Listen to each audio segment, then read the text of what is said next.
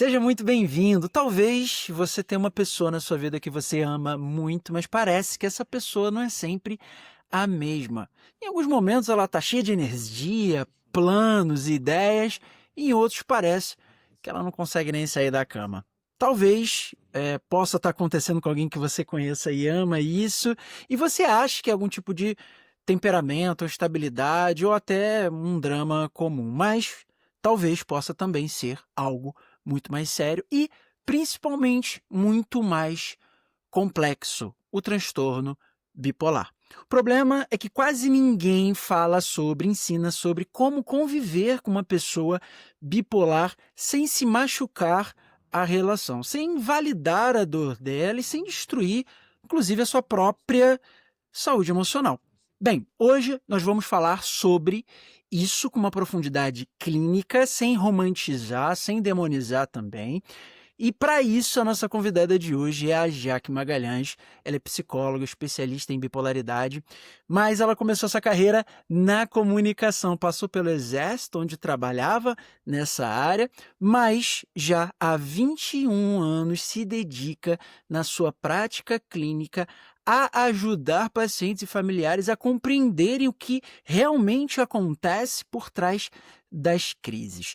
Se você ama Sim. alguém que é bipolar ou suspeita que seja, esse episódio pode mudar tudo, inclusive a forma que você interpreta os comportamentos dessa pessoa, seja de crises até silêncio. Bem, então respira fundo, porque hoje você vai entender não só o transtorno, mas como se relacionar.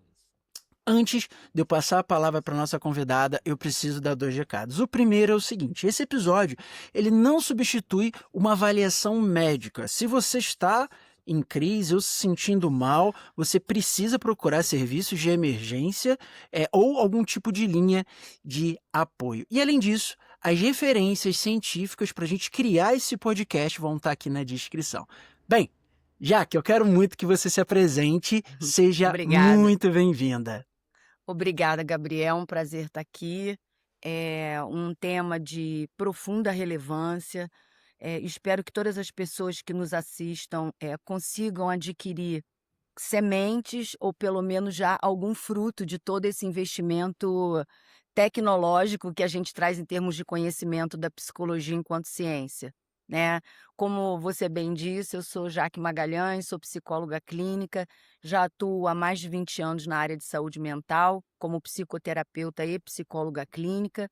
A minha base eu sou especialista em saúde mental, já trabalhei em CAPs, já trabalhei muito tempo junto a pacientes psiquiátricos, já trabalho há muito tempo e hoje me dedico mais especificamente ao transtorno bipolar pela sua magnitude, pela sua pluralidade, por todas essas, interseções que ele faz com a vida, não é?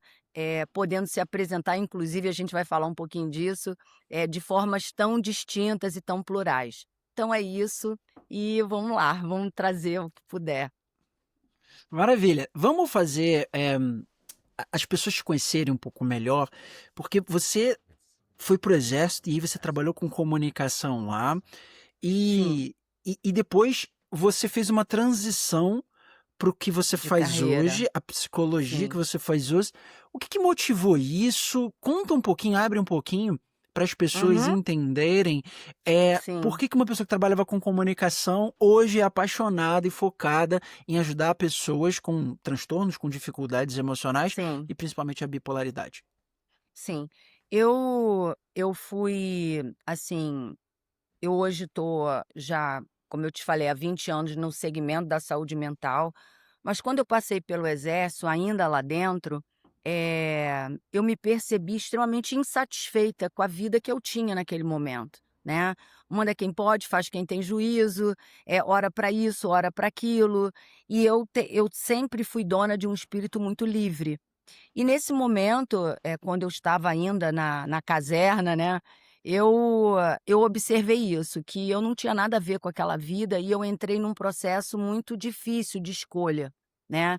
Eu tinha ali, uma posição, eu tinha ali já um lugar conquistado, enfim, E naquele momento eu me vi assim: "Gente, o que que eu faço da minha vida?". Eu estava num divisor de águas, né. Eu estava já com quase 40 anos, estava com 37 anos, e eu falei: "Eu quero sair daqui, eu não quero ficar aqui". E eu me lembro que eu estava dentro do meu alojamento, e eu tive, assim, uma sacada. Eu falei: "Olha", eu já estava fazendo terapia por efeito dessa dúvida, desse questionamento mais existencial, mas eu estava profundamente entristecida e improdutiva, humanamente falando. Quer dizer, eu não tinha vontade de sair, ou seja, não tinha prazer, eu não tinha energia para fazer outras coisas, porque tudo era muito drenado ali dentro, enfim. E eu vivia sempre muito alerta, muito sobressaltada ali dentro, né.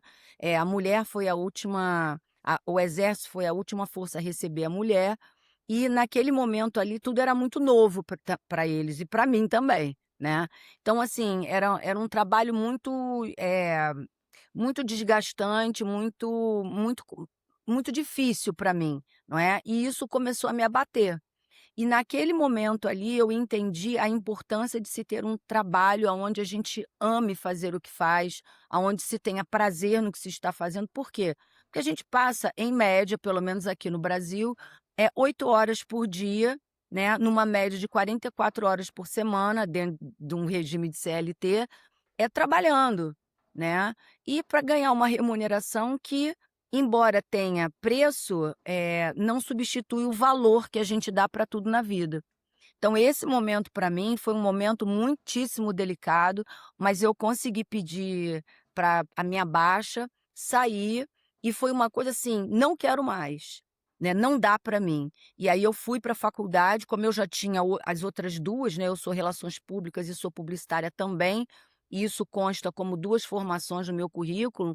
Então assim, a minha terceira formação foi a psicologia. Então já consegui abonar algumas matérias e tal, e aí em 4 anos eu consegui concluir o curso, e antes disso, eu já, por ser formada, fiz uma pós-graduação em psicossomática, e quando eu saí, eu já saí graduada e pós-graduada em psicologia. E aí já vim para a área clínica. 2 anos depois, eu fiz um concurso público e fui trabalhar na prefeitura de Nova Friburgo. Passei numa colocação bacana, pude escolher o local que eu queria trabalhar, e óbvio que no meio da faculdade me apaixonei pela saúde mental e fui para o CAPS. E fiquei lá durante 5 anos, enfim. Aí tô aqui, né, na jornada. Tudo começou ali, nessa tomada de decisão, que foi algo muito difícil, mas possível. Olha, Jaque, eu quero que a audiência, eh, compreenda, absorva o que eu vou falar agora. Eu converso com muitos experts, pessoas que já estão no mundo online ou pessoas que estão entrando no mundo, online para prestar serviço, para compartilhar conhecimento, e existe uma grande diferença no resultado que essas pessoas provocam quando elas amam o que fazem. E você Sim, decidiu deixar uma vida para trás para fazer o que você via sentido. Você teve uma visão, você cuidou dessa visão e você executou essa visão em função do que sim, você gostaria de levar para as pessoas, a forma que você gostaria de melhorar o mundo. Então, você, não só a Jaque, tá bom? Mas busque profissionais que tenham essa decisão de fazer o que sim. amam em prol do outro. Bem, Ótimo. Jaque, fantástico. Vamos fazer agora a nossa primeira pergunta, focada na audiência que está com essa dor de eu amo uma pessoa, convivo com uma pessoa, mas ela é bipolar, eu não sei exatamente o que é bipolaridade, eu quero ter mais conhecimento, me informar para poder lidar de uma forma melhor. Então, em termos simples e clínicos, o que é o transtorno bipolar? Olha, o transtorno bipolar, embora as pessoas possam, de uma forma crítica e muito saudável, entenderem que esse diagnóstico é recente, na verdade não é, né? É um diagnóstico que já existe há muitos e muitos anos, não é? Você tem aí o William Churchill, que era bipolar, inclusive bebia muito, né? Mas ele era bipolar. A gente tinha aí, tem alguns elementos que trazem essa informação a partir do seu comportamento e de profissionais da própria psiquiatria que trazem esse diagnóstico, né. Enfim, estou usando o Churchill porque ele foi o cara que peitou o Hitler, né, então a gente sabe que a relevância não é pouca. Enfim, Então, assim, o transtorno bipolar, ele é considerado um transtorno de humor, né, e na classificação do diagnóstico de saúde mental, ele consta lá como um transtorno de humor, né. Então ele envolve episódios de mania, de euforia extrema e também de depressão, tá, daí a nomenclatura de bipolaridade, embora eu, enquanto profissional, faça críticas a isso também, porque não se resume a isso, né. Mas enfim, ele é aquele transtorno de humor aonde ele traz para o portador, extrema agitação, muitas vezes em paralelo com um sentimento muito ruim de angústia e de tristeza, enfim. Mas na verdade, assim, tecnicamente falando, seria uma inflamação pró-sistêmica, né. Ele traz todo um currículo integrado de inflamações em várias circuitarias do corpo. Então, tecnicamente, para a medicina seria isso. Para a psicologia, a perspectiva da bipolaridade é um transtorno, que traz o elemento neurobiológico e que a gente não pode perder isso de vista. E esse transtorno neurobiológico, ele traz, obviamente, a consequência dele, que está onde? Na forma de pensar, sentir e agir. E essa expressão, ela traz um extremo prejuízo a partir do momento que ela vem carregada de excessos ou de carências. Eu sempre digo que são excessos por presença ou excessos por falta, né, mas é por excessos. Basicamente seria isso, quer dizer, a gente tem que entender a bipolaridade não só sobre a ótica de um transtorno que a própria medicina descreve como, vamos dizer assim, pró-inflamatório, mas para nós, na psicologia, vai ter aí uma versão existencial, vai ter uma versão comportamental, vai ter uma versão de estrutura de vida e social também. Eu diria que é eco, bio, psico, sócio, espiritual, um nome bem completo, tudo junto com excessos, ou por sobra ou por falta. Incrível, incrível. É muito mais amplo Sim, do que normalmente a gente acha que é, né, e muito mais profundo também. sim, sim. Clinicamente, é possível a gente ter uma causa para bipolaridade? A gente consegue identificar isso é possível ou cientificamente a gente ainda não tem essa informação? Olha, Gabriel, dentro de uma construção de conceitos e preconceitos e pós-conceitos, a humanidade até agora, especialmente na ciência, a gente encontra um pensamento linear. O que que é isso? Existe causa e efeito, existe um antes, um durante e um depois, ou seja, uma coisa bem linear. Quando na verdade não é bem assim que tudo acontece. Nós temos várias dimensões, várias dinâmicas humanas, por exemplo, a dinâmica social é uma delas, a dinâmica pessoal é outra delas, por assim dizer. Embora a gente tenha essa perspectiva das dinâmicas, elas não funcionam isoladas, né. Então, quando a gente fala em causa da bipolaridade, a primeira coisa que se atribui é a genética. Não é? Que é um parâmetro que a gente tem. Só que, na verdade, você pode ser um portador genético da bipolaridade, que hoje a gente traz aí, eh, categorizados 226 genes, né. Agora você imagina, eles não funcionam isoladamente, e se a gente fizer aí um cruzamento e uma proposição de como é que eu posso te dizer assim, se a gente fizer aí uma combinação desses 225 genes, a gente tem 335.000 ou 35.000 proposições diferentes da expressão dessa genética. Ou seja, você vai ter Uhum. pessoas que são quase que diametralmente opostas e são bipolares. Porque a manifestação desses genes, eles vão aparecer de formas muito específicas para cada um. Né, então não existe uma bipolaridade tipo pedigree, ela vem muito misturada, muito colorida, é um espectro, né, e a gente precisa ter um olhar muito clínico, muito cirúrgico, muito crítico para isso. Por exemplo, eu vou dar um exemplo, assim, de casos que já atendi. Pessoas, por exemplo, que, são mal-humoradas, reclamam de tudo, tudo para elas tá sempre dentro de uma visão muito neurótica, muito difícil, não é, muito Enfim, só olha o que é ruim. Mas são pessoas, por exemplo, que têm uma perseverança de conquista, de luta, de quando escolhem uma coisa vão até o fim e tal, né. Só que essas pessoas, por exemplo, elas dizem para mim: "Ah, mas eu já tomei tal remédio", normalmente antidepressivos sozinhos, né, sem estabilizadores, "e não adiantou nada. Já fiz um monte de terapia e não adiantou nada". Tá, mas e daí?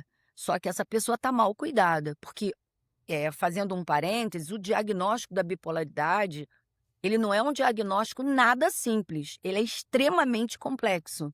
E o que ocorre?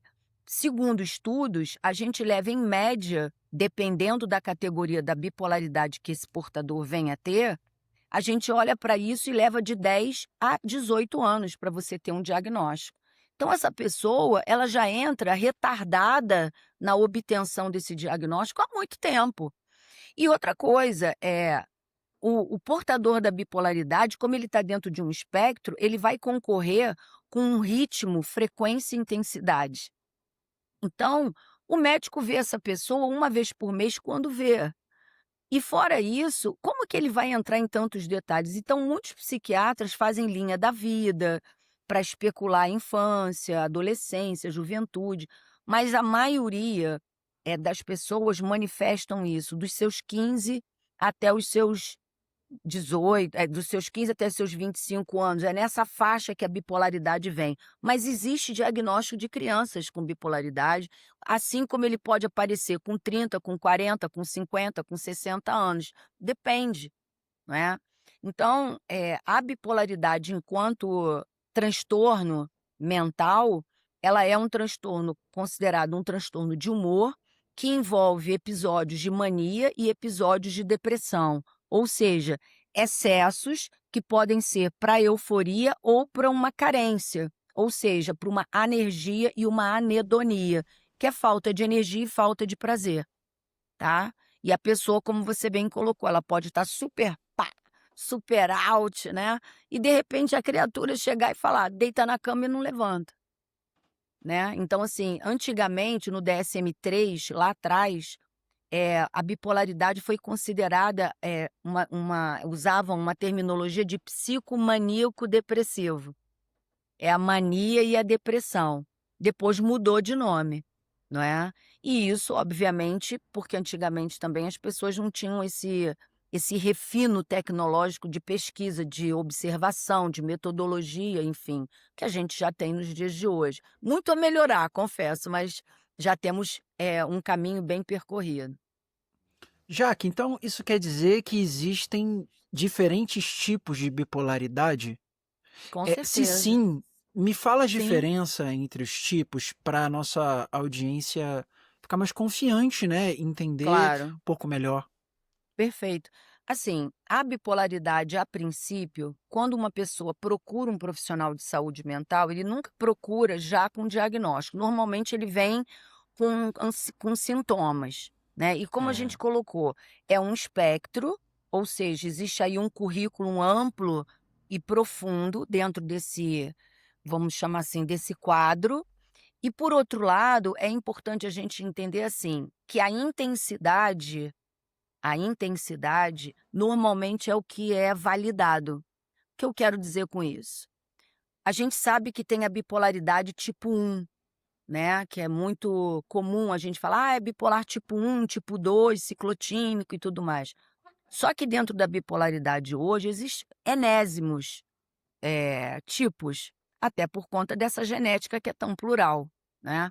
Então o tipo 1, por exemplo, é o tipo que concorre com um quadro de mania, que é um quadro de extrema euforia. Lembrando que poucas pessoas dizem isso, a mania ela é estratificada.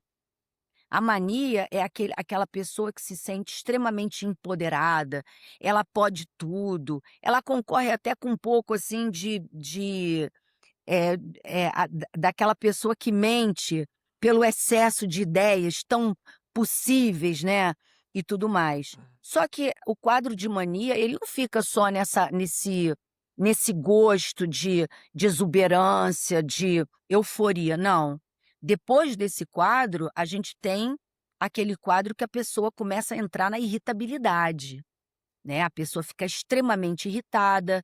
Lembra, o cérebro dela tá inflamado, tá pegando fogo, tá ali, ó, né, ela tá naquela coisa toda. E aí ela tá irritada, irritada, ela pode se tornar uma pessoa agressiva, não é? E se isso escalonar, ela entra num processo, de psicoses, não é? Aonde ela pode alucinar.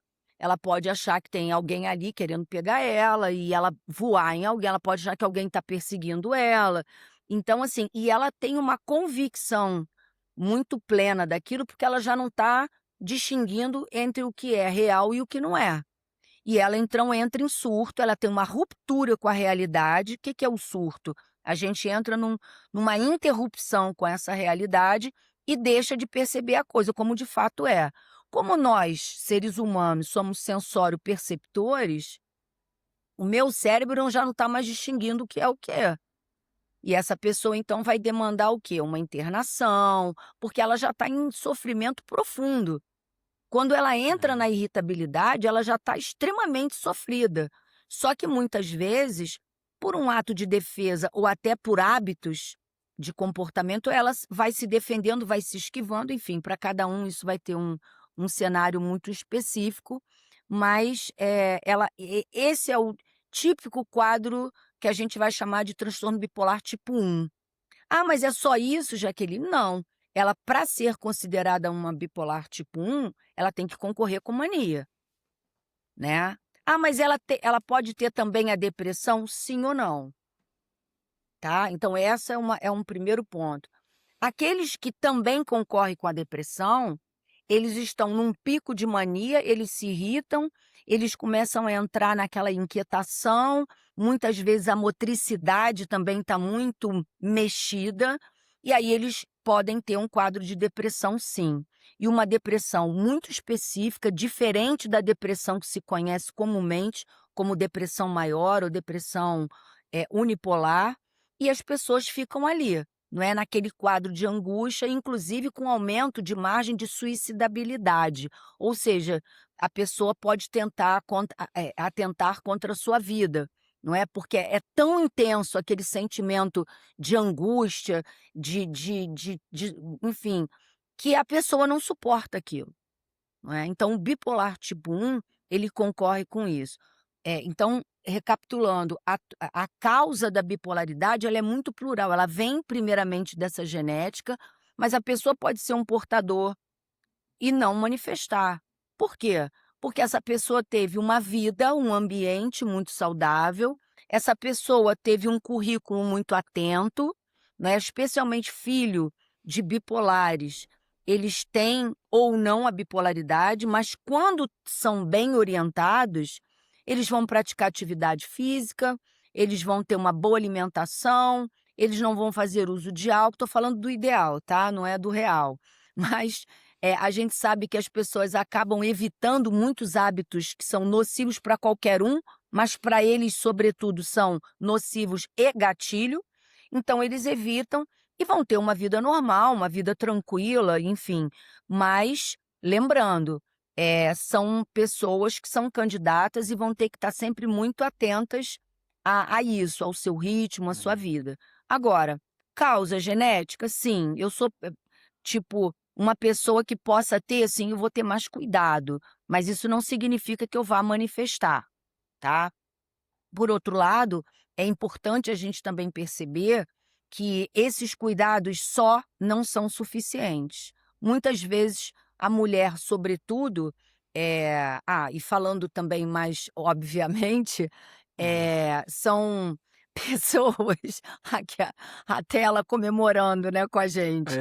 É. A gente sabe que as pessoas, elas podem ter, a mulher assim, a prevalência do transtorno bipolar é de 1 para 1, por exemplo, tanto para homem quanto para mulher, tá. Isso aí. Já na depressão unipolar, as mulheres são mais candidatas do que os homens, não é, por uma série de razões. Por exemplo, a gente sabe que existe aí um diálogo muito, uma proximidade, melhor dizendo, muito próxima da bipolaridade com hormônios, né. Então, por exemplo, Ah, menopausa tem-se que ter um cuidado redobrado, não é? A TPM também ter o cuidado redobrado. Por quê? Não é que a mulher bipolar tem uma TPM, não, ela tem uma disforia, ou seja, aquela coisa do transtorno disfórico, que é pré-menstrual, aonde a mulher fica muito irritada, quebra as coisas, não é? Fica mais agressiva, bate no filho, destempera.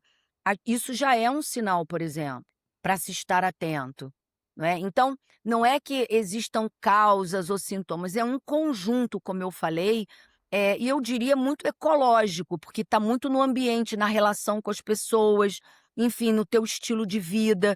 Então, é importante a gente perceber que, às vezes, uma pessoa que nunca teve um transtorno bipolar eh, nem reconhece ninguém na família, porque é uma família de hábitos bacanas, né, com uma afetividade muito dentro de uma margem de alinhamento saudável e tudo mais, enfim. Mas hoje não se tem isso na verdadeira prática do dia a dia. Então, quando uma pessoa descobre que tem um transtorno disfórico pré-menstrual, por exemplo, opa, vou ficar atento aqui. Já sabe que não pode beber, já sabe que não pode fumar maconha, já sabe que não pode usar drogas lícitas ou ilícitas de qualquer maneira, não é? Muito café, coisas assim. Então a gente tem uma espécie de uma higiene de hábitos que é importante para todo mundo, claro, mas para o portador candidato à bipolaridade muito mais. Não sei se Você responde falou da tudo. Você falou do Tipo um, tipo mais um, estritamente do bipolar tipo 1. Quais isso. as diferenças para o bipolar tipo 2 e para Ciclotimia. ciclotimia? Sim. É, como eu te falei, é um espectro. Dentro do quadro da bipolaridade tipo 1, existiria aí uma, vamos dizer assim, uma expressão mais grave dos sintomas. Não significa que não haja gravidade na bipolaridade tipo 2, tá? Não é isso. Por que eu quero destacar? Porque muitos profissionais, e aí eu não estou fazendo aqui uma crítica eh, ácida à psiquiatria, mas muitos psiquiatras acham que é tipo 1, tipo 2, ou até colegas também, que é tipo 1 ou tipo 2, pela gravidade dos sintomas. Isso não é verdade, tá? Porque eu posso ter uma bipolaridade tipo 2 com sintomas gravíssimos tanto quanto uma bipolaridade tipo 1. Por exemplo, uma pessoa dentro de um quadro de bipolaridade tipo 2, ela pode não ter uma alucinação, um sintoma de psicose, por exemplo, como é possível se ter num quadro de mania numa bipolaridade tipo 1, e essa pessoa ter, por exemplo, um delírio, né, que não é uma alucinação propriamente dita, mas, por exemplo, essa grandiosidade. Ela pode achar que, se é uma mulher, por exemplo, ela pode achar que ela agora virou modelo, né. Ela pode achar, por exemplo, que ela pode sair, como eu já tive uma cliente assim, né, há muitos anos atrás, que ela trocou de carro 3 vezes durante um ano. O mesmo carro, ela só mudava de cor. Ela entrava na concessionária e falava: "Isso aqui é mais bonito do que o meu", e trocava. Ou seja, alvo de um prejuízo muito grande. E não é só um prejuízo, quero dizer, financeiro, mas há aí também todo um prejuízo, moral, afetivo, um prejuízo financeiro sim, um prejuízo ocupacional. Por quê? Lembrando, as dimensões que a bipolaridade atua, a gente precisa sempre entender que a gente está inflamado. O cérebro da gente está pegando fogo. Eh, não necessariamente a gente tenha que chegar logo numa bipolaridade tipo 1, mas a gente pode escalonar sim, tá. Tem gente que acha: "Ah não, mas meu paciente é ciclotímico, não tá modulado". Ciclotimia é oscilação branda durante 2 anos. Só que lembra que se não tratar, ele tá dando pancada no cérebro. Depois de 2 anos ele pode escalonar para um tipo 2 sim. Tá, isso lembro, não sou eu que estou dizendo, a gente tem hoje pessoas que são autoridades, que têm doutorado, pós-doutorado na internet, que confirmam isso e artigos inúmeros que também publicaram sobre isso. Então não é uma doença que a gente possa perder de vista. Por exemplo, quem é diabético não perde isso de vista. Quem tem pressão alta não perde isso de vista. Quem é bipolar não pode perder de vista. Né? Então, assim, são condições muito pontuais que a gente tem que trazer, porque isso existe ainda uma falta de informação muito grande. Te dar um exemplo. Eu entrei no outro dia numa comunidade dentro do Instagram e, enfim, e aí eu entrei curiosa, né? E aí eu comecei a observar como é que os portadores, segundo eles, né, de bipolaridade, conversavam. Então, na verdade, era uma comunidade criada por uma pessoa que era bipolar, que tratava, fazia terapia, tomava medicamento e tudo mais. E essa pessoa criou essa comunidade e várias pessoas entravam ali, curiosamente. Só que tinham pessoas ali que as perguntas eram as seguintes: comecei a tomar tanto de tal remédio. Você já tomou? O que aconteceu com você? Você engordou? Deu espinha? Você ficou com raste cutâneo? Que são alguns dos sintomas colaterais, né? Ah, você está tremendo muito? Você está tendo tremores? E aí eles trocavam informação como se a gente estivesse falando assim: você comeu pão com manteiga hoje de manhã? Você tomou Uhum. aquele sorvete maneiro de pistache? Como se fosse uma coisa muito tranquila. Olha só, se a saúde mental trava, trava tudo. Sua vida para, não é? E não existe saúde mental sem corpo, que bem eu lembre, nem corpo sem saúde mental.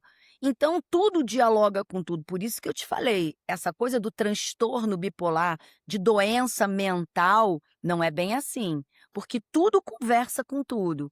Então, recapitulando, o tipo 1 seria aquele que traz na sua esteira os sintomas mais severos. O tipo 2 são sintomas severos também, mas dentro de uma outra proporção, né? É carregada de oscilações, né, mais rápidas muitas vezes, que a gente chama de tipo misto, né, depressão mista e tudo mais. Mas lembra, são tipos que vão escalonando, se não tratar, o cérebro está sendo bombardeado. E quando eu falo cérebro, lembra, todo mundo fala sistema nervoso central, periférico, gente, sistema nervoso é uma coisa só. Só que por uma questão didática, a gente estratifica isso. Então, a gente tem um sistema nervoso central, a gente tem um sistema nervoso periférico, que tem o autônomo, que é o simpático parasimpático, e temos o sistema nervoso motor. E agora a gente fala também do sistema nervoso entérico, né? Que tem toda uma proposta aí da medicina. Enfim, o que a gente quer dizer com isso? Que a gente está envolvido em tudo o tempo todo, não é? Então, o 1, o 2, ou a ciclotimia, ou só a depressão, ou seja lá o que for, a gente precisa ter um carinho, um cuidado muito especial, porque a gente primeiro está falando da nossa vida, que é a coisa mais rica que a gente pode ter no mundo, né? Isso não tem preço, somente valor, não é? A gente tem seja o que for, desde uma dor de cabeça, uma dor de barriga, um tremor, seja uma coceira, uma pipoca no rosto, a gente tem que ter carinho, cuidado com a gente, não é? E às vezes, aí a gente vai entrar numa outra dinâmica, existe aí uma não aceitação, um distanciamento, não é, daquilo que eu penso que sou e aquilo que de fato eu sou. Então é importante a gente, primeiro, se aceitar. Eu tenho uma pessoa que não está legal, não briga, não tem demônio ali, né? Não é falta de Deus. Muitas vezes a pessoa, e isso é verdade, né? Lá atrás, a gente sabe que a bipolaridade, quando a pessoa estava em crise, ela era tratada como se ela tivesse endemoniada, possuída, porque a pessoa perdia o senso. E é isso mesmo, a pessoa perde o senso, mas não tem nada a ver com demônio, tem a ver com cérebro, tá, gente? Cérebro, cérebro e comportamento e cuidado, né? A gente não pode perder isso. Somos um corpo que pensa, sente, se comporta nas relações e no mundo. A gente vai estar de forma muito específica em cada relação com situações. Então, a gente não pode perder isso. Somos seres de aprendizagem, somos seres de afetividade, e o transtorno bipolar, ele recruta todas essas potencialidades e dinâmicas humanas. Então é isso, se você é bipolar ou se você tem uma pessoa que você ama que é bipolar, saiba, é complexo, mas é possível e você pode ser sim uma pessoa muito produtiva e feliz. Não perca isso de vista.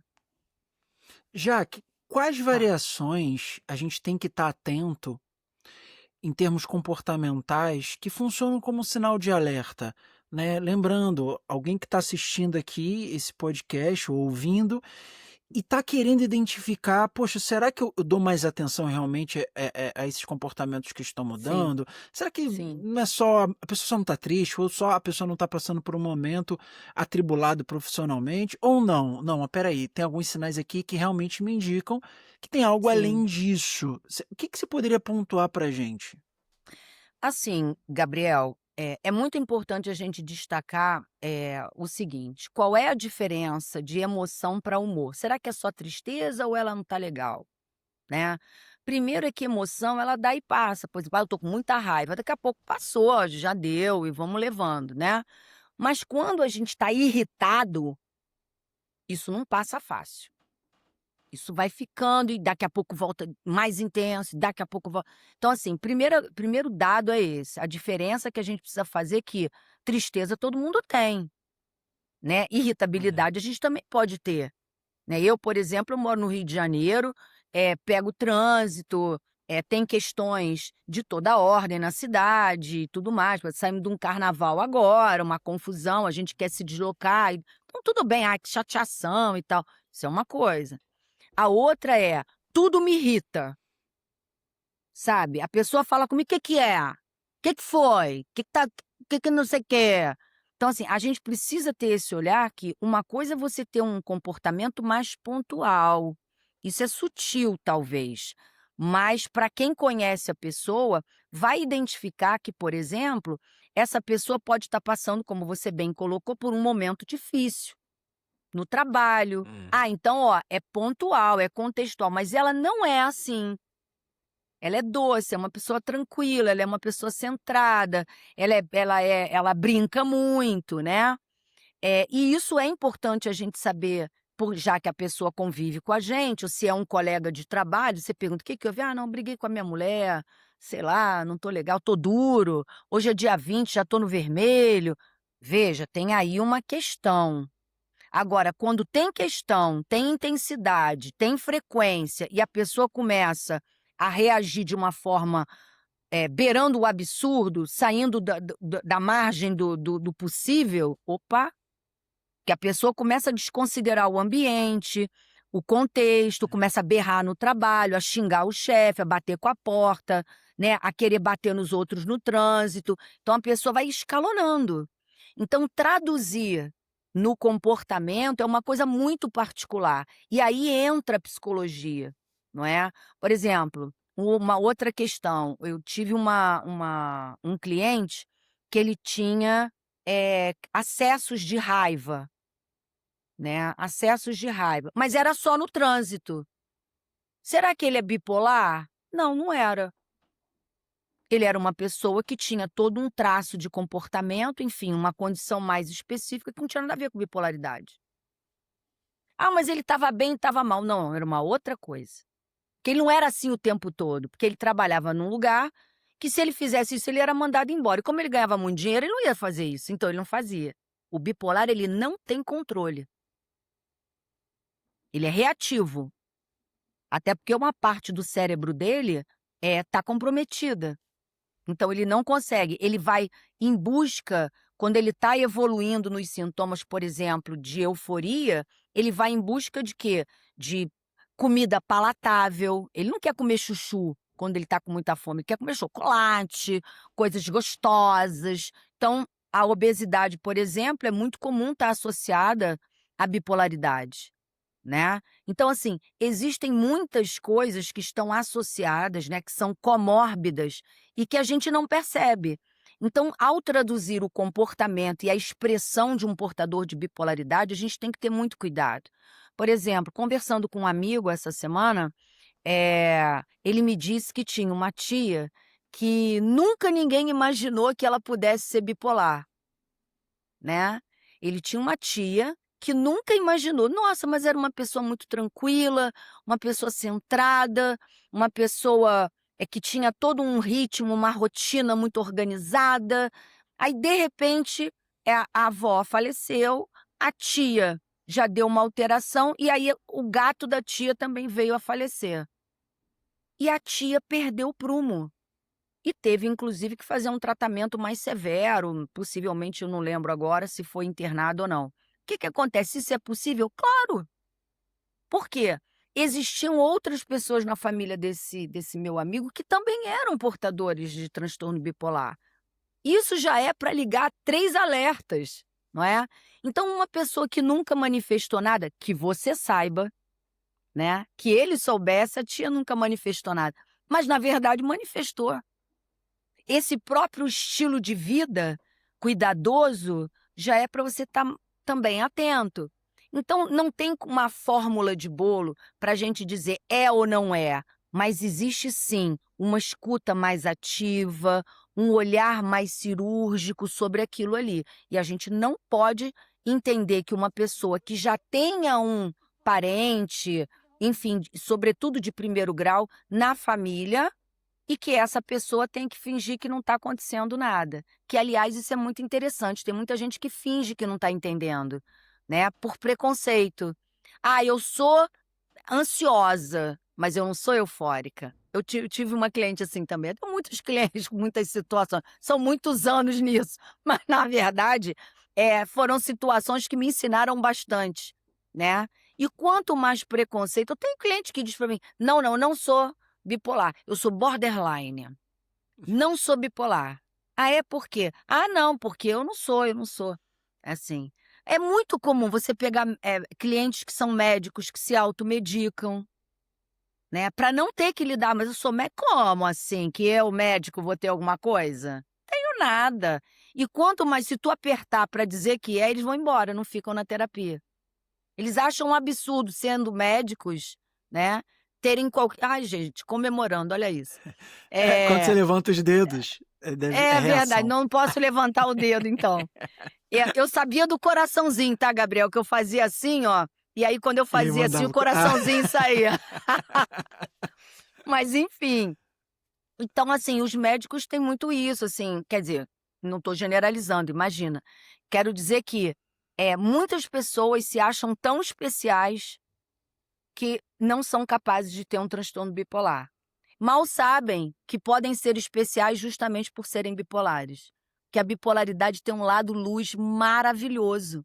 Ela tem um lado produtivo incrível, embora concorra com essa margem de possível sofrimento intenso, que não é nada que super característico da própria doença, mas é bom lembrar, se você, insisto, é bipolar, tipo 1, tipo 2, ciclotímico, enfim, saiba que você é capaz de ser muito produtivo, muito feliz. Inclusive, sobretudo, com o uso de criatividade. Pessoas que têm um traço, de criatividade na sua performática de vida, normalmente, em algumas profissões a gente sabe que concentram bipolaridade. Veja bem, se a gente está aqui falando para milhares de pessoas, eh, Maracanã, né, vão ter não sei quantas mil pessoas, vai ter ali um percentual de prevalência baixo. Mas se você colocar ali, por exemplo, uma profissão que envolva a criatividade como fundamento, você pode saber que 90% ali vai ter uma característica fazendo interseção com a bipolaridade, tá? A Nossa, criatividade nossa. é a marca do bipolar. Pessoal do marketing, pessoal da publicidade, pessoal do meio artístico, é muito comum, muito mais comum do que se imagina, tá? Muito mais comum. E eu acho que isso é Entendi. um alerta, é um Total, alerta. total. E indo no que você está compartilhando com a gente, você acredita então, pelo menos é o que eu estou entendendo, que a busca por identificar, ter um diagnóstico, quanto mais cedo melhor esse Com certeza. prognóstico é melhor, é algo realmente que a gente tem que dar uma atenção. Então, para quem está nos assistindo, se você está identificando aspectos comuns no que a Jaque tá compartilhando, o ideal é que você busque ajuda para essa pessoa, vá com ela, preste apoio, mesmo que não seja, mesmo que no final Com ache que não, certeza. mas se for, vai dar uma diferença muito grande em termos de qualidade de vida e menos, prejuízo. É isso, Jaque? Sim, isso é importante, porque aí eu destaco aqui o que a gente chama dentro do quadro da bipolaridade, uma coisa Uhum. que é o kindling, traduzindo seria a gente chamaria de sensitivação, né. O que que é Tá. isso? A pessoa que abre uma crise, ela abre 30% de chance de abrir a próxima crise. Se ela abre, a segunda crise, ela abre 50 em números gerais, tá, uma ma grosso modo falando, ela tem 50% de chance de abrir uma terceira crise. Se ela abre a terceira, ela tem 80 para a quarta. Se ela abrir, ela já está cronificada. O que que significa isso? É como se você estivesse abrindo, quando eu era do exército, né, a gente tinha uma coisa que chamava batedor. Quando a gente entrava num terreno, a gente tinha que identificar pelo batedor se aquele caminho já tinha sido feito ou se a gente ia entrar mata adentro.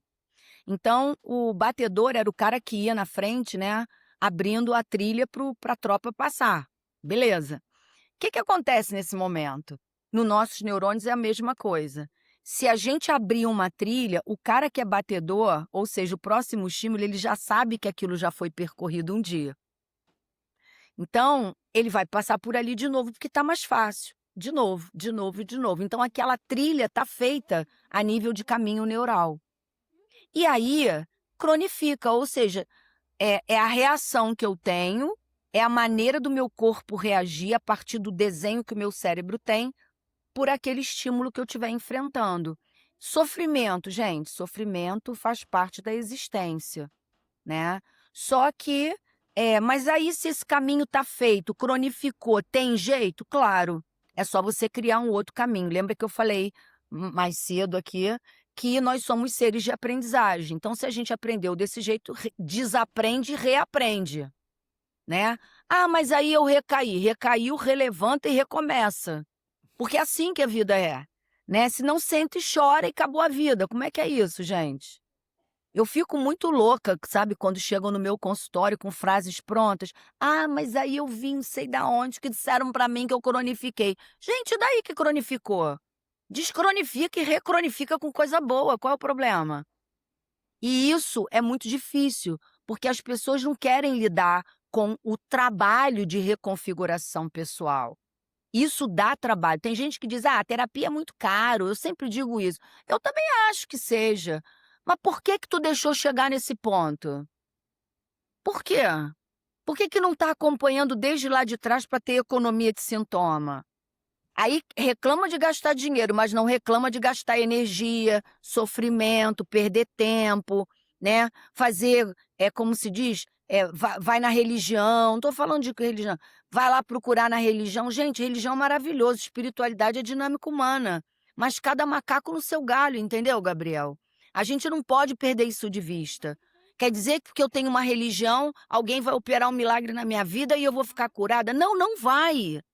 Não vai. O índice de pessoas que se matam dentro de igrejas, de centros espíritas, de templos budistas é absurda. Não pense que isso é só, na tal religião. Mentira, é em todas. Porque a pessoa quando sofre e não encontra a resposta dentro do caminho que ela está, porque tem outros, mas ela às vezes está num caminho. E aí ela vai na religião, agora eu vou ficar curado, agora eu vou ficar bem. Pode até ficar, não estou dizendo que não. Veja lá, às vezes a pessoa encontrou o caminho dela, um propósito, sei lá o quê, e compensou. Mas olha, bipolaridade não é bem assim não, tá? A qualquer momento volta. Se voltar, volta dobrado se não tiver bem cuidado. E isso não é papo furado. Haja visto a quantidade de pessoas que se matam. Então a gente não é o quadro com maior índice de suicídios, é a bipolaridade. Então é importante a gente entender isso. A depressão é angustiante? É. Tem gente que também atenta contra a sua vida? Sim. Mas a bipolaridade é uma coisa meio fora da curva, então a gente tem que estar de olho.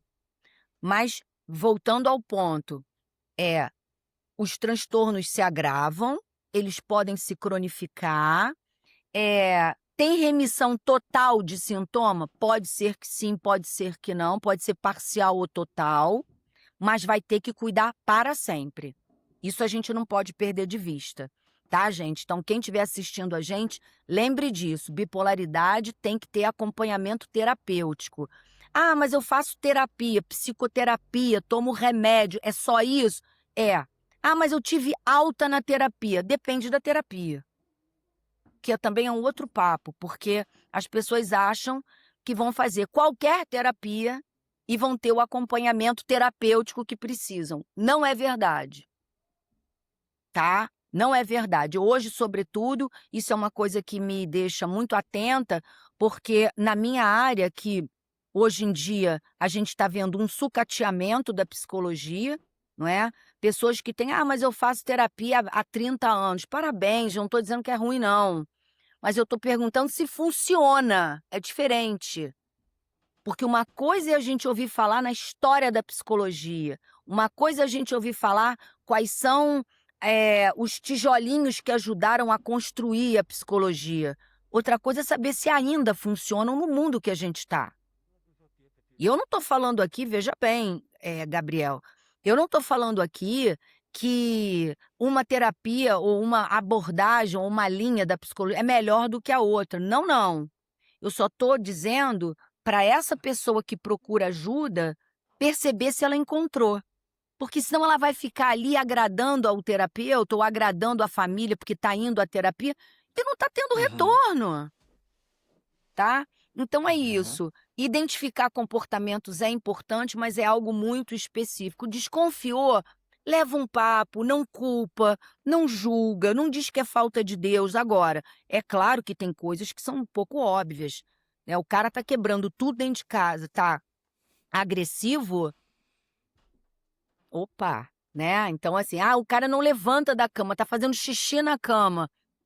Opa, né? Então, isso é importante. E lembrem também, tem uma coisa que você não tocou, mas que eu vou trazer, que é o paciente refratário. É aquele Hum. paciente que já passou por 50 psiquiatras, que já foi a não sei quantas vezes a psicólogo, e o psicólogo não entendia, já foi no pai de santo, no pastor, no padre, e aquela pessoa acha que a deadline, ó, já fiz tudo que eu podia, não está acontecendo nada. Mentira! Mentira, hoje a gente tem outros recursos a nível de neuromodulação, tem outras coisas, então nunca se deem por vencidos. Aliás, a característica da bipolaridade também está na coragem e na perseverança. Já que corre risco para fazer um monte de coisa que pode não ser boa, corre risco para fazer o que é bom também, gente. Por que não? Então não desistam, procurem ajuda, se informem, sabe, leiam. Lembra, informação salva, conhecimento salva, bons profissionais contribuem sim, mas você não pode desistir, tá? Perfeito. Vamos falar um pouquinho sobre a questão do ambiente, o que favorece e o que desfavorece. Eu tenho a impressão Sim. que hoje, sobretudo com a internet, com o uso excessivo de telas Telas. e toda a comunidade que a internet vai criando em torno de nichos, e você vê pessoas irritadíssimas na internet, pessoas que, assim, você pensa, será que ela tá bem, né? Às vezes a gente vê um vídeo, né, e fala, essa pessoa não parece que tá muito bem. É, Sim. você acha que realmente a utilização de telas, de internet, é, prejudica uma pessoa que talvez seja bipolar? É algo que tem que ser controlado, olhado com atenção por parceiros, por parentes? É, olha, a sua pergunta, ela é cirúrgica, sabe? Porque a bipolaridade, que é o tema que a gente está falando hoje, embora seja também um tema de meu interesse, a pesquisa sobre o uso de telas, a bipolaridade especificamente, a gente tem que ter um cuidado. Nós temos já emendando o que a gente falou anteriormente, eu vou trazer para você o seguinte: a bipolaridade, quando a gente não avalia a bipolaridade porque a gente é mágico ou é curioso, né? O médico psiquiatra e o psicólogo clínico, quando ele olha e avalia um quadro de possível bipolaridade, ele tem critério para isso. E não é aquele critério engessado que está dentro do DSM-5 revisado, não é isso. Ele tem um critério onde ele tem que seguir um passo a passo ali, observando com muita cautela e muito cuidado, porque se é médico e der um remédio, por exemplo, como um antidepressivo sem um estabilizador, essa pessoa pode fazer uma virada ou o remedinho não fazer efeito nenhum, tá? E eu acho que fica feio, né? O cara começa, tem uma suspeita, olha, não sabe avaliar. Eu já peguei pessoas bipolares tomando fluoxetina, que é um antidepressivo tricíclico, que é extremamente negativo para quem tem um quadro de bipolaridade. Mas se a gente fala alguma coisa, aí entra aquela coisa do ego, né? A pessoa ou não aceita. Agora, o que eu acho legal é que isso já mudou muito, tá? Hoje os médicos dialogam muito melhor com a gente, especialmente quem está na clínica, e a coisa funciona bem melhor. Especialmente os neurologistas também, né? Com esse boom de TEA, de TDAH, eles se aproximaram muito da psicologia. Mas há de se ter observações aí. Enfim, e voltando a essa questão que você me traz das telas, o bipolar, ele tem, a gente quando avalia, ele tem esse tripé, né? Que é o tripé do humor, é o tripé da energia, de quão ativo, não é? E a gente tem o sono, que a gente inclui aí. Então, esse ritmo biológico dele tem que estar sempre muito cuidado. O sono para o bipolar, ele é fundamental, ele é autorregulador para todos nós, mas para o bipolar, sobretudo, né? Então, quando a gente fala, por exemplo, de uma avaliação, a gente vai ter, como eu falei, acho que aqui anteriormente, se não falei, estou repetindo aqui para deixar claro. Nós temos uma proposição cognitiva, uma proposição não cognitiva e a fisiologia. A cognição é atenção, foco, memória, raciocínio lógico, solução de problema, nananana. E temos uma outra proposição que é não cognitiva, que é o quê? Afetividade, habilidade socioemocional, não é? Autorregulação e o sono, que na verdade é a fisiologia para que tudo isso se converse de forma boa, de forma saudável e produtiva, não é? Esse sono, ele é um sono que precisa ter vamos dizer assim, um ritmo regular, estável, não é? Média aí de 7 horas por noite. Ah, Jaqueline, mas eu durmo 5 horas da manhã, né? E acordo meio-dia, 2 horas da tarde. Não bateu aí o número de horas? É completamente diferente se você dormir 11 horas e acordar às 6 da manhã. Ou, sei lá, meia-noite acordar às 7, ou às 10 para acordar às 5. É completamente diferente. Por que digo isso? Lá quando a gente estava nas cavernas, não é? A gente não tinha luz elétrica. Então, quando acabava a luz do sol, vinha a noite, o cérebro acalmava, abrandava, o sujeito, né, dormia. Só que o que acontece? Hoje tem luz elétrica e a luz da tela. Então, mesmo que você coloque luz amarela na casa inteira, o que já quebra um pouco, não é? Você continua estimulando o seu cérebro ali, né? Você está com as suas células recebendo estímulo o tempo inteiro, suas células nervosas, no caso. Então, você olha para a tela, ela tem uma luz que a gente chama de luz azul, que é estimulante. Então, o teu cérebro, ele não descansa. Televisão não é para estar no quarto. Existe hoje um protocolo que a gente chama de higiene digital, não é? Que é justamente para que a pessoa tenha controle sobre o uso de telas. Só que hoje a gente não para de passar o dedinho, né? Então a gente sai do note, a gente sai do computador, a gente sai da televisão, deita na cama e vai para o celular. Ou seja, o teu cérebro, ele está recebendo informação que ele não pode descansar, que ainda é dia. Teu cérebro não sabe se é dia, se é noite, se é isso, se é aquilo. O cérebro é uma máquina potentíssima e burra. Ele não identifica quando é sábado e domingo. Ele não identifica quando é o carnaval, que você pode dobrar a noite. Mas carnaval para você, para o cérebro não é, né? Então, quando a gente fala em uso de telas, a gente está falando de melatonina, de estímulo desse hormônio que é responsável pelo sono. A gente está falando de circuitarias cerebrais que são responsáveis tanto pela vigília quanto pelo sono, né, pela indução de sono, e a gente está deixando isso tudo de lado. O que que a gente está fazendo? A gente está alejando o nosso cérebro, que é o principal centro de processamento da nossa vida. Olha como eu estou falando, ele não é causa, ele é a base. E a gente está chegando ali toda hora e batendo nele sem parar, porque a gente não para de usar telas. E isso a gente tem que estar de olho sim, porque essas gerações que estão vindo aí atrás, muito provavelmente vão vir portadoras de transtornos que a gente nem imagina, tá? A gente já vê isso a nível de comportamento, mas a gente vai ver isso a nível de transtornos mentais.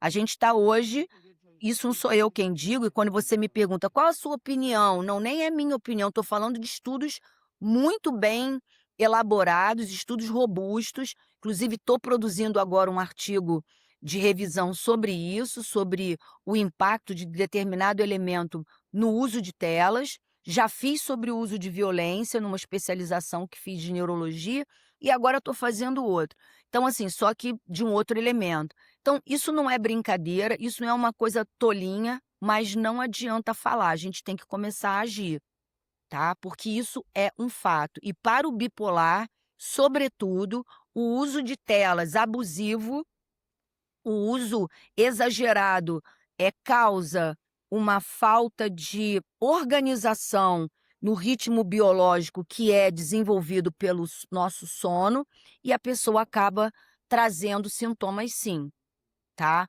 Agora, lembrando que o portador de transtorno bipolar, ele tem a gente chama de um tipo cronobiológico que é mais noturno.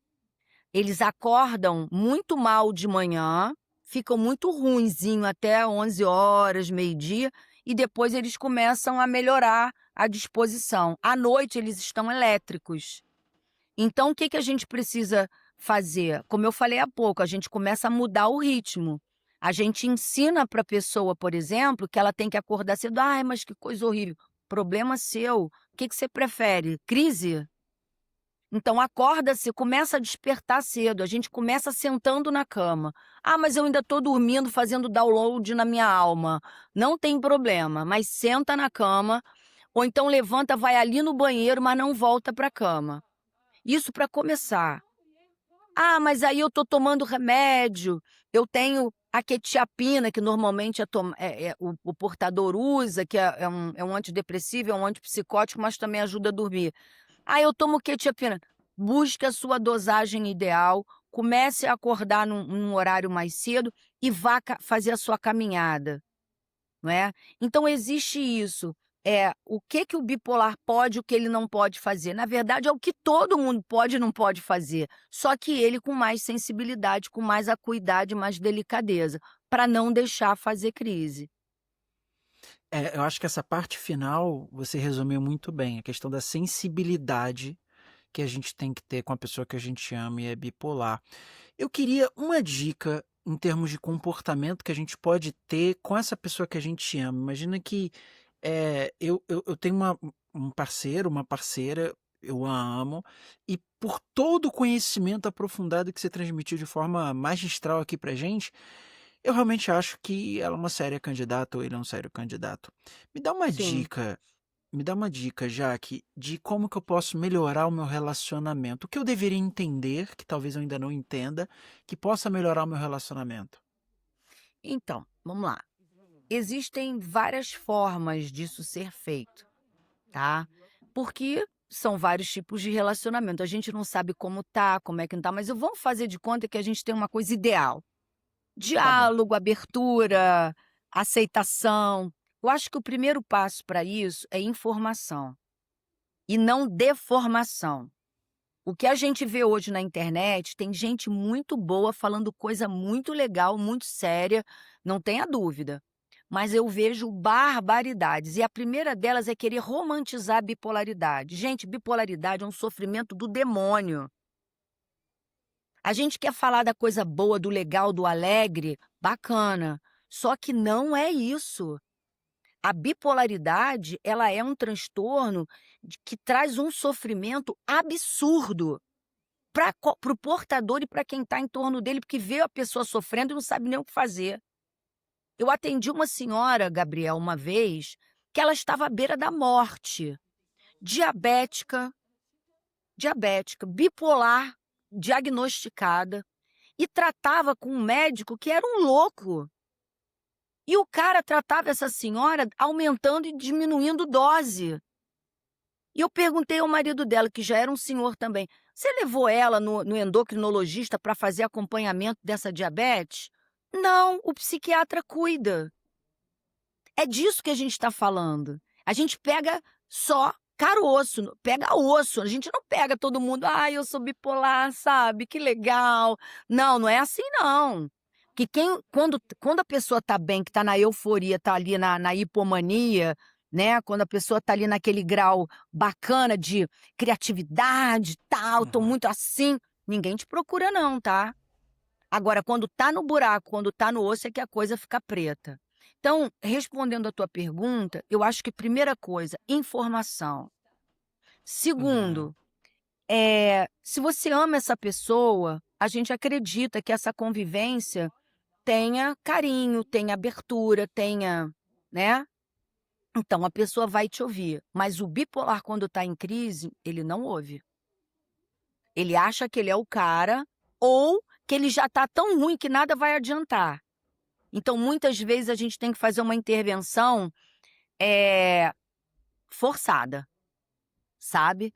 Mas para não deixar chegar nesse ponto, o que a gente entende? Aí entra um protocolo mesmo de tratamento.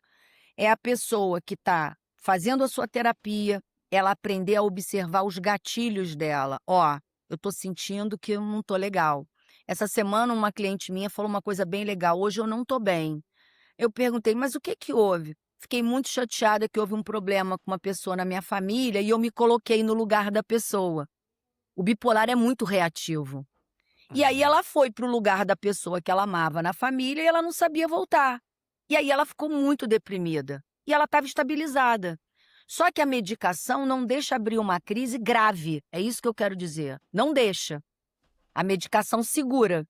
Então, ela percebeu, trouxe, a gente conversou, ela falou, realmente, tal. Aí, o que acontece? Voltou, ela gosta muito de fazer prática esportiva, aí foi fazer a sua prática, nananã, liguei no fim do dia, tá, tudo bem? Já tô legal e tal. Mas veja, houve ali uma interceptação, uma intervenção. Então, a terapia, ela vai te dando esse caminho para que você observe os gatilhos, a situação que te fragiliza, não é? Para que você tenha um plano de ação de vida, não é? Para que você encontre sentido na sua vida. Eu sempre falo no meu consultório com os meus clientes, a gente ali trabalha propósito, faz um projeto, cria um plano de ação nesse projeto, vem com estratégias, cria metas e submetas. Por onde eu começo? Corta a unha do pé. É a coisa menor que você imagina. Arruma uma gaveta. Faz a cama quando acorda. Parece uma coisa, né? Mas, vou arrumar a cama. Arruma a cama. Vamos começar dali. Sim. A gente tem que começar de um Sim. ponto. Então, quando você tem uma pessoa que você ama, quando você tem uma pessoa de convivência, que ela pode ser um portador, não perder essa condição de poder estar presente na vida da pessoa que a gente ama, mas não deixar escalonar. Primeira coisa, proteja prevenindo. Crie um plano de ação para você identificar. Tenha uma psicoeducação bem feita, sólida, robusta, para que as pessoas possam se perceber também. Veja, um exemplo. A pessoa tá... O marido fala, nossa, você falou assim comigo. Poxa, para que isso? Que modos, que coisa horrorosa, né? Aí fala, tá bom, desculpa, nem eu me aguento. Isso já é um sinal. Nossa, eu tô irritada. Nossa, eu tô nervosa. Nossa, eu tô gastando muito. Meu marido foi comigo no shopping, ao invés de eu comprar uma Havaiana, eu quis comprar 5. Pô, você não é uma centopeia. Você só tem 2 pés. Pra que 5? E a pessoa, é mesmo, tô vendo que eu tô querendo escalonar. Ó, deu uma segurada, saiu do shopping, tirou o estímulo, a pessoa medicada, tá fazendo terapia, ela baliza. Do contrário, ela vai tentar repetir padrão. E aí, Uhum. Entendi, então entendi. o meu Volta o ao que a gente meu conversou. Diga.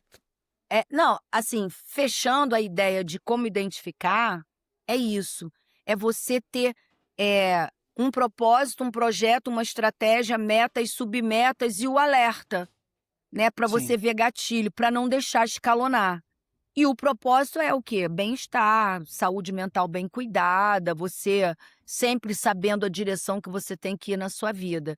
Bipolar, o tratamento não se resume em sintomas, significa que você tem que criar um propósito na sua vida. Porque é isso de positivo que não vai deixar o negativo, entre aspas, negativo, escalonar. Porque se você ama o que você faz, você não adoece.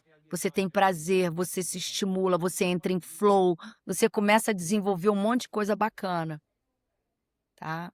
Incrível, incrível. Jaque, eu acho que você conseguiu construir um patrimônio aqui verdadeiro para pessoas que Ah, querem obrigada. buscar uma informação eh, mais aprofundada pelo carinho que sentem por pessoas que amam. É muito natural nosso que a gente tente fazer o melhor para as pessoas que a gente ama, e você conseguiu ajudar com muita informação de qualidade, direcionamento científico sobre como identificar indícios de uma necessidade de um olhar mais carinhoso. Você também Sim, colocou a importância da gente tentar se precaver, se antecipar a problemas maiores, né? Pontos que a gente tem que ter mais atenção, como a questão sim, familiar, se tem pessoas na família que já têm o sim, diagnóstico da bipolaridade. Você falou também sim. sobre práticas rotineiras que a gente tem que ter mais atenção, e o que a gente tem que Muita. fazer quando a gente cria essa noção que, bem, essa pessoa precisa de ajuda. Bem, eu quero te agradecer demais a Imagina. tua vinda aqui, a esse bate-papo, foi muito legal. E eu quero que você faça um convite para as pessoas que estão nos assistindo a te seguirem nas suas redes sociais. Sim, nas redes eu estou como Psi Jaque Magalhães. Como falei antes, eu tenho mais de 20 anos em saúde mental e eu tenho um lema no meu trabalho, que é plantar sementes, né? Eu planto sementes, planto sementes. O que vai acontecer com elas é da responsabilidade de cada um. Mas o que eu puder pluralizar, pulverizar, capilarizar em termos de saúde mental, e deixo aqui assim.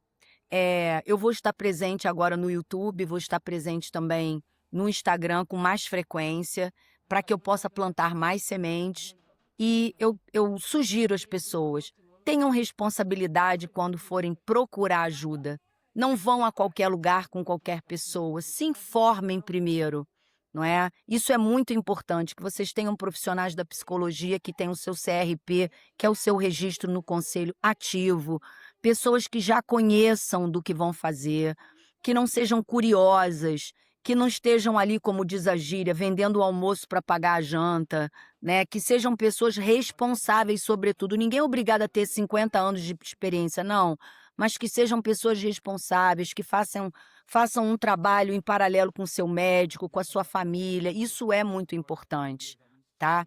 E diminuam o uso de telas o máximo que puderem. Isso vai ajudar bastante desde já. Sua caminhada, sono regular, uma alimentação mais saudável, né? Comendo mais o que dá no pé e não o que dá na prateleira, e levando uma vida o mais amorosa possível, que se consiga, na verdade, tá? Amem-se muito. E obrigada, Gabriel, pela oportunidade, e a gente vai estar aqui mais vezes, se Deus quiser. Muito obrigada.